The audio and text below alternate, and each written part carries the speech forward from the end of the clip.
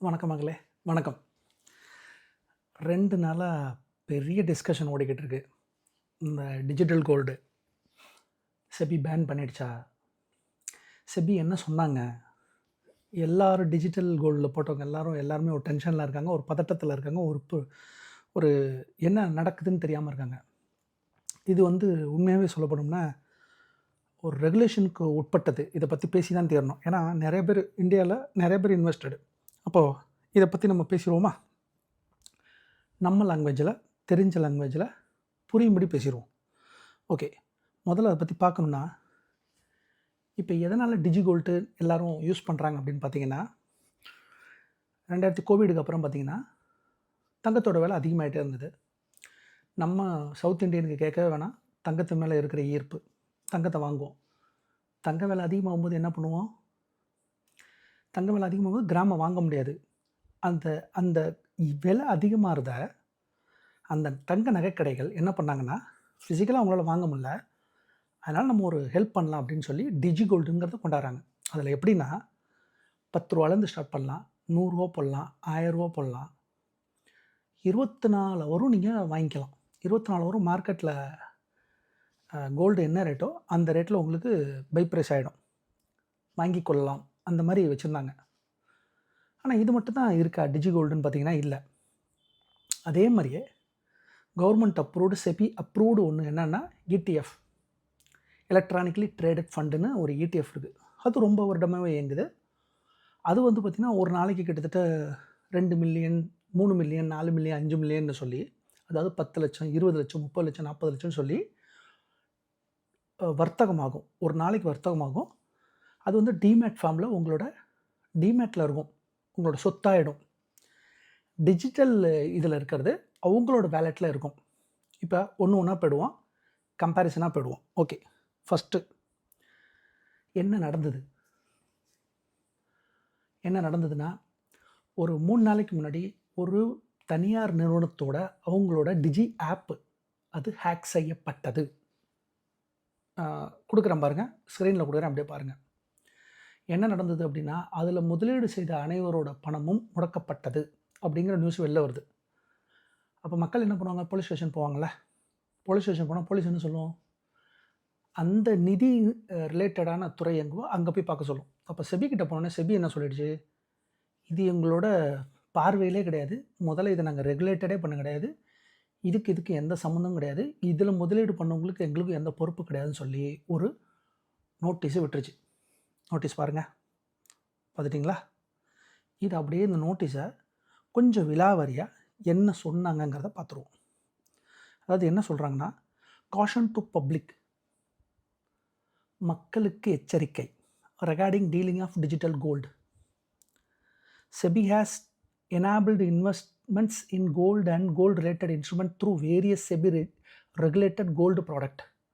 செபியால் நிர்ணயிக்கப்பட்ட அங்கீகரிக்கப்பட்ட தங்கம் சம்பந்தமான ப்ராடக்ட் நிறையா இருக்குது. அதில் இடிஎஃப், மியூச்சுவல் ஃபண்ட் இதெல்லாம் இருக்குது. அதுக்கப்புறம் கொஞ்சமாக ட்ரேட் ஆகக்கூடிய எலக்ட்ரானிக் கோல்டு ரிசிப்ட். அது ரொம்ப ஈஸியாருங்கிறது ரொம்ப கம்மியாக இருக்கும். ஸோ இந்த 3 தான் செபி ரெஜிஸ்டர்டு. இந்த டிஜி கோல்டுக்கும் எதுக்கும் எங்களுக்கு சம்மந்தம் இல்லை அப்படிங்கிறாங்க. அதில் பாருங்கள், it is come to notice SEBI that some digital online platforms are offering investor to invest in digital gold digital product. Digital gold is being marketed as alternative for investment in physical gold. Physical கோல்டுக்கு இணையான இன்வெஸ்ட்மெண்ட்டுன்னு சொல்லி நம்ப வைக்கப்பட்டு marketing பண்ணியிருக்காங்க. இதில் it is informed that such digital products are different from SEBI registered product. முற்றிலும் இது மாறுபாடான செபிக்கு உட்பட்டான ப்ராடக்ட்டுக்கு மாறுபாடானது. மேலும் such a digital gold products may entail significant risk for investor, may expose investor to counterparty and operational risk. இதில் விளைவுகள் இருக்கும். Okay, வருந்தத்தக்க விளைவுகள் ஏற்படலாம் அப்படிங்கிறாங்க. investor and participant are made aware that none of the investor protection mechanism under securities market shall be available for investment such a gold. Okay, இதில் செய்யக்கூடிய முதலீட்டாளர்களுக்கு செபியால் எந்த பாதுகாப்பும் அளிக்க இயலாது. இதில் செபி பேன் எங்கேயா சொல்லிட்டாங்களா? சொல்லே. வாங்கக்கூடாதுன்னு சொல்லிட்டாங்களா? சொல்லேப்பா. அப்போ ஏன்பா பதட்டம்? ரெகுலேட்டட் இல்லை, புரிஞ்சுச்சா? அதாவது ஒரு தங்கம், உங்களுக்கு தெரியும், தங்கம் வந்து ஃபிசிக்கல் கோல்டில் வாங்குவோம். ஃபிசிக்கல் வந்து gold is a real money. நான் நிறைய இடத்துல சொல்லுவோம், gold is a real money. காகிதத்தால் ஆன பணத்துக்கும் கோல்டுக்கும் மதிப்பு எதுன்னு அதிகம் பார்த்தீங்கன்னா கோல்டுக்கு தான் அதிகம். ஓகே, இது ரியல் கோல்டாக கிடைக்குதா?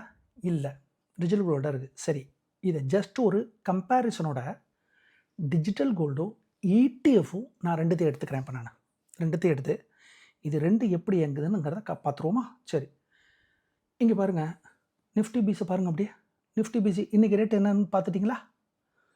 5 வருஷத்து இந்த ஒரு வருஷத்தில் என்ன இருக்குன்னு பார்த்தீங்களா? என்னென்னலாம் இடிஎஃப் இருக்குன்னு பார்த்தீங்களா? இதெல்லாம் அங்கீகரிக்கப்பட்ட, செபியால் அங்கீகரிக்கப்பட்ட பிசி. இதை நீங்கள் வாங்கலாம். 105 ரூபாலேருந்து ஸ்டார்ட். 105 ரூபா வாங்க முடியாதா? இல்லை சார், நான் 10 ரூபாய்க்கு தான் வாங்கினேன் அப்படின்னா அது டிஜிகோல்டில் இருக்குது. அதை பார்த்துருவோமா? அதில் என்னான்னு பார்த்தீங்கன்னா, இப்போ பாருங்கள், டிஜிகோல்டு மார்க்கெட்டை பற்றி பேசிடுவோம். டிஜிகோல்டு இன்வெஸ்டர் வந்து முதல்ல 2020 2028 வரையும் 50 to 60 லட்சம் அக்கௌண்ட்டாக இருந்தது. இப்போ 5 கோடி அக்கௌண்ட்டு. டிஜிகோல்டு வேல்யூம் எவ்வளோவா இருந்தது? 2020 to 2022 4 to 5 டன்னு. 4 டன்னா, ஒரு டன்னா 1000 கிலோ. அப்போது 4000 to 5000 டன்னு, 5000 கிலோ. இப்போ 25,000 டன்னு 2025. அப்படின்னா 25,000 கிலோ வாங்கி எங்கே வச்சுருக்காங்க? அவங்களோட வேலெட்டில் வச்சுருக்கிறாங்க. புரியுதா? நான் சொல்கிறது ஒட்டுமொத்தமாக இந்தியாவில் நடந்திருக்குது. சரி, அடுத்து ஹோல்டிங் எங்கே நடக்குது? டிஜிகோல்டு எங்கே பண்ணுறாங்க? ப்ரைவேட் கம்பெனி வேலெட்டில் இருக்கும். இடிஎஃப் எங்கே இருக்கும்? பிஎஸ்சி என்எஸ்சி டிமேட் ஃபார்மேட்டில் சிடிஎஸ்எல் த்ரூவில் உங்களோட டிமேட்டில் இருக்கும். Digi gold not regulated, ETF it is regulated by SEBI. Okay, அடுத்து இதுக்கு ரெண்டுத்துக்கும் பார்த்துருவோமா? First cost. ஹோல்டிங் மீடியம் எங்கே இருக்குது? பிளாட்ஃபார்ம், டிஜி பிளாட்ஃபார்மில் இருக்குது. அவங்களோட பிளாட்ஃபார்மில், தனியார் பிளாட்ஃபார்மில் இருக்குது. அதுக்குள்ளே இருக்குது. அதுக்கு யார் பொறுப்பு? அவங்க தான் பொறுப்பு. நாளைக்கு ஹேக் செய்யப்பட்டால் செபி வருமா? வராது. இது அவங்களோட பொறுப்பு. இடிஎஃப் டிமார்ட்டில் இருக்குது. அது யார் பொறுப்பு? அது செபியோட பொறுப்பு. அடுத்து ஸ்ப்ரெட் செலவுகள். இதில் கோல்டில் 2 to 3% செலவு இருக்குது. இதில் லெஸ் தென் 0.5% எக்ஸ்பென்ஸ் ரேஷியோ போய்டும் வருடத்துக்கு ஒரு தடவை. அடுத்து ஸ்டோரேஜ் அண்ட் இன்சூரன்ஸு. டிஜிகோல்டில் வாங்கும் போதே அந்த ஸ்டோரேஜு இன்சூரன்ஸுக்கும் பேமெண்ட்டு அதில் வாங்குகிற ப்ரைஸ்லேயே இருக்கும். இதுலேயும் இருக்குது. அதிலே தான் ஃபண்டு எக்ஸ்பென்ஸ் ரேஷியோவில் வந்துடும். அடுத்து ஜிஎஸ்டி கிடையாதுங்க. டிஜிட்டல் கோல்டில் ஜிஎஸ்டி கிடையாது. பார்க்கணுமே, டிஜிட்டல் கோல்டு ஜிஎஸ்டி கிடையாது. இதில் வந்து 0.5 to 1% ஃபார் ஆனம். இதில் இடிஎஃப்பில் அது என்னது? அதுதான் எக்ஸ்பென்ஸ் ரேஷியோ. பாருங்கள், எல்லாத்துலேயும் எக்ஸ்பென்ஸ் ரேஷியோ தான் வந்துக்கிட்டே இருக்குது அதுக்கு. அடுத்து புரோக்கரேஜ் செலவே கிடையாது. ஏன்னா அவனோட டிஜிட்டல் கோல்டில் அவனோட வேலெட்டில் வாங்குறீங்க, நடுவில் புரோக்கரே கிடையாது. அதனால் அவனுக்கு புரோக்கரேஜ் கிடையாது. ஆனால் இங்கே இருக்கும். ஜெரோதாவோ, க்ரோவோ அல்லது ஏஞ்சல் ஒன்றோ அப்ஸ்டாக்கோ நீங்கள் வாங்கினீங்கன்னா அவனுக்கு ஒரு ட்ரேடுக்கு பைசா கொடுப்பீங்க. ஓகே, இப்போ 100 ரூபா கொடுத்தீங்கன்னா அதில் 15 பைசா அவனுக்கு போகும். ஏன்னா மார்க்கெட்லேருந்து வாங்கி, சந்தையிலிருந்து வாங்கி உங்கள் டிமெட்டுக்கு கொண்டு வரனால அவனுக்கு அந்த 15 பைசா. ஓகே, லிக்விடிட்டி தான் இங்கே மேட்ரு. அடுத்து கோல்டில், டிஜிகோல்டில் நீங்கள் வாங்கினாலும், மில்லியில் வாங்கினாலும் கிராமில் தான் விற்க முடியும். 1 கிராமில் விற்க முடியுமா? இருந்தால் விற்கலாம். 2 கிராம் விற்க முடியுமா? இருந்தால் விற்கலாம். அவன் இருக்குன்னு சொன்னால் தான் விற்க முடியும். இங்கே அப்படி இல்லை. இடிஎஃப்பில் நீங்கள் 1 வச்சுருந்தாலும் விற்கலாம், 2 வச்சுருந்தாலும் விற்கலாம், 1 கோடிக்கு வச்சுருந்தாலும் விற்கலாம். விற்க முடியுமா? விற்க முடியும். Live by பார்த்துருவோமா? பை எப்படி நடக்குது? 24x7 24x7 நடக்குது டிஜி கோல்டில். கோல்டு இடிஎஃப்பில் காலையில் 9:15 ஸ்டார்ட் ஆகி 3:30 மணி வரை நடக்குது. ஸோ இதெல்லாம் கம்பேரிசன். கரெக்டாக? இப்போ அப்படியே ஒரு கோல்டு பிளாட்ஃபார்மில் போயிட்டு என்ன நடக்குதுன்னு உள்ளே போய் பார்த்துட்டா கண்டுபிடிச்சிட்டா என்ன நடக்குதுன்னு போவோம் வாங்க.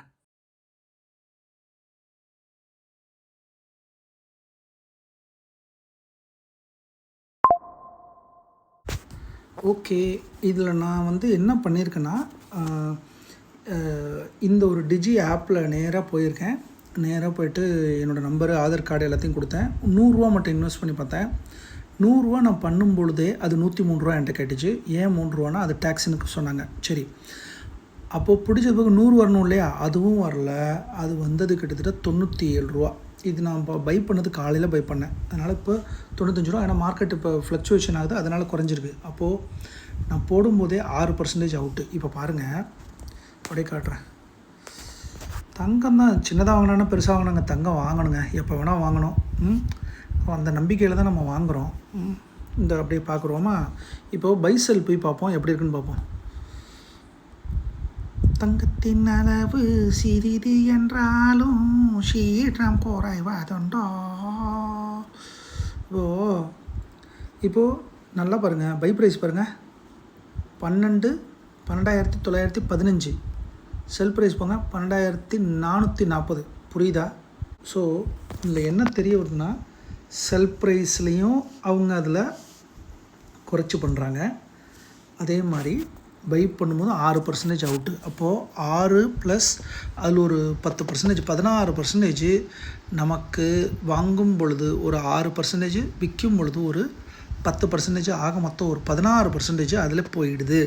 அதுக்கப்புறம் விற்கும் பொழுது அவைலபிலிட்டிங்கிறது ஒரு மெயின். சில ஆப்பில் நான் கேள்விப்பட்டேன், முதல் 1 கிராம் தான் நீங்கள் வாங்கணும், 2 கிராம் தான் வாங்கணும், 3 கிராம் தான் வாங்கணும்னு இருக்குது. அப்போது இதில் எப்படின்னா, இது நீங்கள் வாங்கி தான் தீரணுங்கிற மாதிரியே இருக்குது. ஓகே, ஸோ இதுதான். ஸோ மக்களே பார்த்தீங்களா? ஸோ நான் கோல்டை வாங்கும்போதே, டிஜியில் கோல்டு வாங்கும்போதே எனக்கு 6% அடிபடுது. வாங்கும்போதே, ஹோல்டிங்க்கு வரும்போது 6% காலி, விற்கும்போது 12% அங்கே காணாம். மொத்தமாக 18% அவுட்டு. சேர்க்கறது எதுக்கு? சேர்க்கறதுக்கா? அடுத்து விற்க முடியுதா? விற்க முடியல. கிராமில் தான் போய் வாங்கணும். அப்போ ரேட்டு பாருங்கள், லைவ் ரேட்டு நடக்குது, அது உண்மை. வாங்கும்போது லைவ் ரேட்டில் மேலே கீழே ஏறி இறங்குது, நான் வாங்கின பொருள் ஏறி இறங்குது, கரெக்டு. ஆனால் செல் பண்ணும் பொழுது அதுக்கு இடையில கிட்டத்தட்ட 600, 500 கேப்பில் இருக்குது. அது மிகப்பெரிய லாஸு. அடுத்து அவங்களோட வேலெட்டில் தான் இருக்குது. அந்த வேலெட்டு சேஃபாக இருக்கா? அது அவங்க தான் சொல்லணும். ஹேக் பண்ணிட்டா, நாளைக்கு டிஜிட்டலில் ஹேக் பண்ணிட்டா, நம்ம வீட்டில் திருடன் வந்து நகைகள் எல்லாத்தையும் கொள்ளையடிச்சிட்டு போகிற மாதிரி இதுலேயும் வந்து ஒருத்தன் வந்து நகையெல்லாம் வந்து டிஜிட்டலில் வந்து கொள்ளையடிச்சிட்டு போயிட்டா யார் பொறுப்பேற்கிறது? அந்த நகை கடைகள் எல்லாம் பொறுப்பேற்றுப்பாங்களா? அவங்க கொடுத்த இதுக்கு வாங்கிக்குவாங்களா? ஒருவேளை கோல்டு ரேட்டு நாளைக்கே கூட இறங்கிடுது, கீழே வரை இறங்கிடுது, ரொம்ப 4000க்கு 5000க்கு படுது. அப்போது அவங்க அந்த வேலெட்டுக்காரவங்க வாங்கிக்கிறதுக்கு ரெடியாக இருப்பாங்களா கூட? தெரியல. ஸோ இதனால் என்ன சொல்கிறாங்கன்னா, செபி தயவுசெய்து இது உங்களுடைய பணம், உங்களுடைய பொறுப்பு, அதனால் ரிஸ்க் உங்களுது. செபி ரெகுலேட்டட் பண்ணி வாங்குங்கன்னு சொல்கிறாங்க. இப்போது இந்த நிறுவனங்கள் என்ன பண்ணணும்? ஒன்றாக கூடி செபிக்கிட்டேருந்து இதை ரெகுலேட் பண்ணி பண்ணணும். இப்போ பேன் கிடையாது. பண்ணலாமா? பண்ணலாம், உங்கள் பொறுப்பு தான். பண்ணலாம். செபி ரெகுலேட்டடாக கிடையாது, ஆபத்தாக இருக்குது. அப்போ என்ன பண்ணணும்? உணர்ந்து செயல்படணும். அந்த நிறுவனங்கள் செபிக்கிட்டேருந்து ஒரு கன்கரன்ஸை வாங்கிட்டு உடன்படிக்கைகளை ஈடுபட்டுட்டு பண்ணுறது நல்லது, உத்தமம். அப்போ தான் அவங்களோட பிஸ்னஸ்க்கு நல்லது, எல்லாத்துக்கும் நல்லது. ஸோ இதுதான் மக்களே, இன்றைக்கி நம்ம டீட்டெயிலாக பார்த்துருக்கோம். நன்றி, வணக்கம், தேங்க்யூ.